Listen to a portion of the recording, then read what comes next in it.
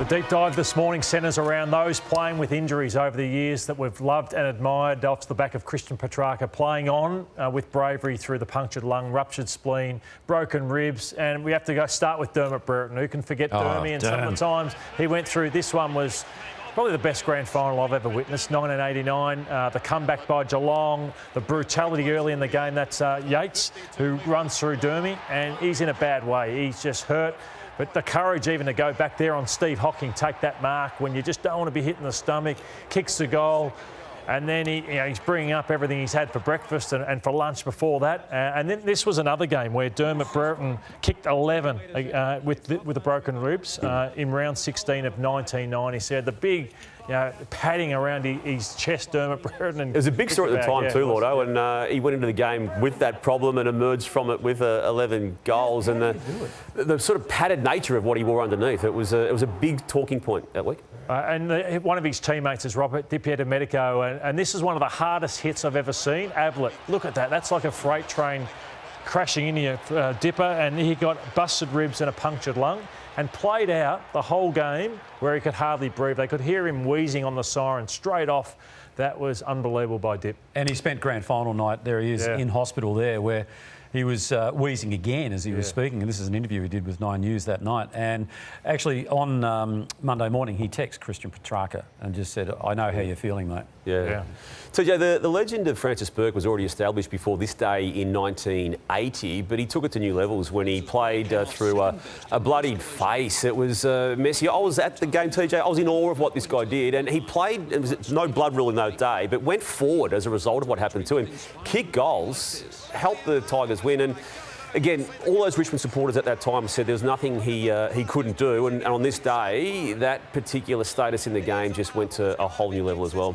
It was as brave as they come. What about? It was great to see him at Punt Road through the week as part of Dusty. With the 300 games that they all played as well.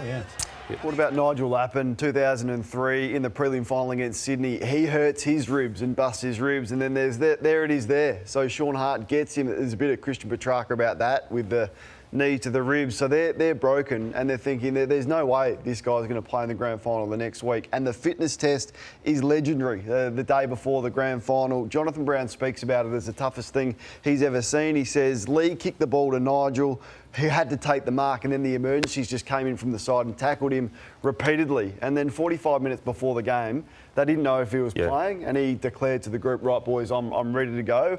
And he got through with a punctured lung. I mean, the midfield is spoken about a lot. He's largely overlooked when we speak about Vice Ackermanis and Black, but a genuine star, and what a courageous performance. I think talking about Lee and his tactics there to prove whether you're fit or not, Michael Christian tells the story about, I'm not going to try and relate it, but when Lee Matthews put Alan Richardson through a similar test because of a dislocated collarbone, and anyway, it popped back out again. But yeah, you've got to be cruel to be kind. Speaking of the Pies, TJ, this one, I know this one means a lot to you. 1990, Darren Mullane, broken thumb, and he played the whole final series with it. Look at him. Yeah, I'm not sure as a key forward you could probably do it, but as a midfielder, potentially you can get away with it a bit more. But just as brave as they come with that, the pain even just to get his tracksuit top off or jumper, and here he was being instrumental in beating the Bombers in that 1990 grand final.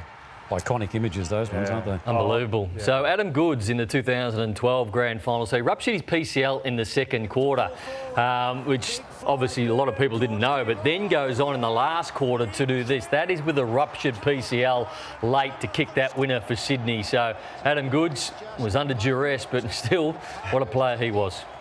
Absolutely. Extraordinary player. Yeah, one of the best. Brownlow was a midfielder, when Brownlow was a ruck.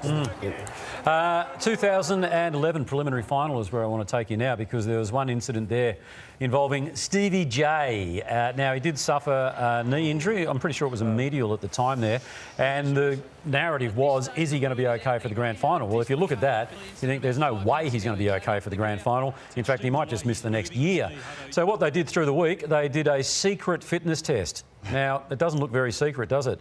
And that's because we put the Channel 9 News chopper up and actually went through this. And from memory, I reckon we took it live. The morning news was on at the time, and we took those pictures live. He played in the grand final, went on to kick 4 goals and just proved his greatness. And it's just remarkable when you see the vision of him in agony in the prelim, and then only a week or possibly less, there he is kicking 4 goals in that 2011 grand final. Amazing stuff. Amazing. What a player he was. 1994, who could forget when Mickey Maguire had some injections into his groin, and it was against Adelaide Crows in 94, and he couldn't kick the ball. So this is one that I think we've moved on from, and doctors are pretty good in that situation. It was sad to see for Mickey Maguire on that day. It happened time and time again for poor Mick. Just old deadened Mick's leg in that afternoon game against the Adelaide Crows. And this one was funny. This is James Manson faking. He was a poor kick of the footy, James Manson. Didn't want to kick the footy. Look at him faking an injury there. And then he just wanted someone else to take the kick. You remember this one, David? Yeah. This was Out at Waverley. 1992 v Geelong. And then Ronnie McEwen, who was a much more accurate kick of goal. He's come good. He's finally good again. I think he was a fair guitarist too, wasn't he? Yeah, I think he was. Played the band, yeah. Yeah, I think he might still play in a band. I'm He not does. too sure. He does he? You know a lot about James Manson and his musical career. I do. I've seen him play a couple of times. He's very good. Very good. Well, there you go. And not so great at goal kicking, but it all worked out. Another great one, Llordo. Well done. No hint as what next week might be. No, we work on what happens this weekend, so we'll see. Right.